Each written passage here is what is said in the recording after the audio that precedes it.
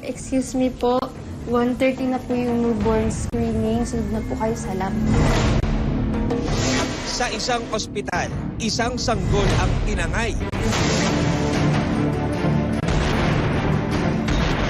Nurse, nandiyan na ba yung apo ko? Mamaya alas 3 pa po ang screening.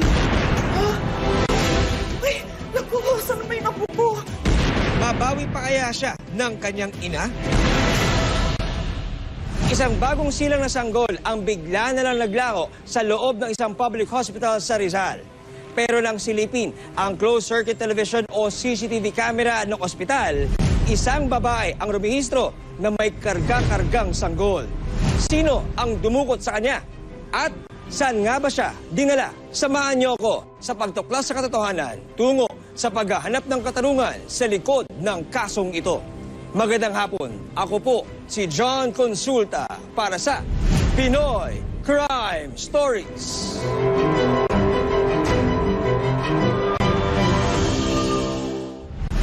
August 16, 2023, sa isang ospital sa Binangonan, Rizal. Sige! Sige, iri pa! Sige, iri pa! Iri! Sige, konti na lang, iri pa! Iri! Ipinanganak ni Erica, 34 years old, hindi niya tuloy na pangalan, ang bunso niyang anak na si Baby J. Baby.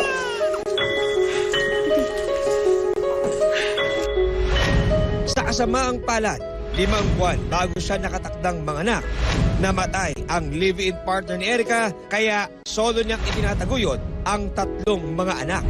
Siso, congratulations ha. Ang healthy ng baby mo.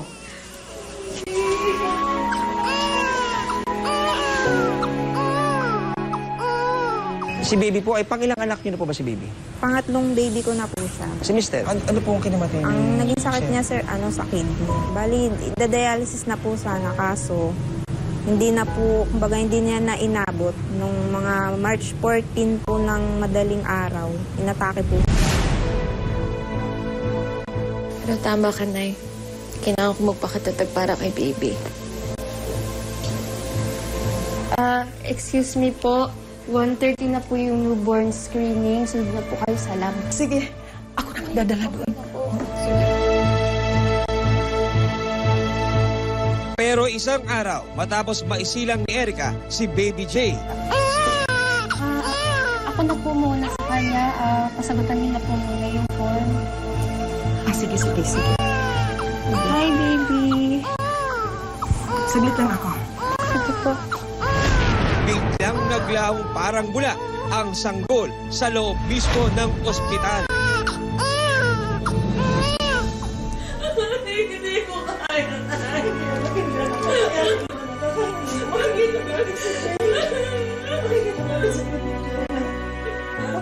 Hindi makapaniwala si Erica sa mga nangyari.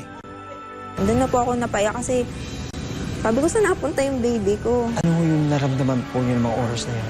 Sobrang sakit-sakit kasi plano namin talaga, sir. Tapos yung hirap ko sa kanya nung pinagbubuntis, yung stress, pagod ko rin sa pagbabantay sa ospital. Tapos biglang nawala po.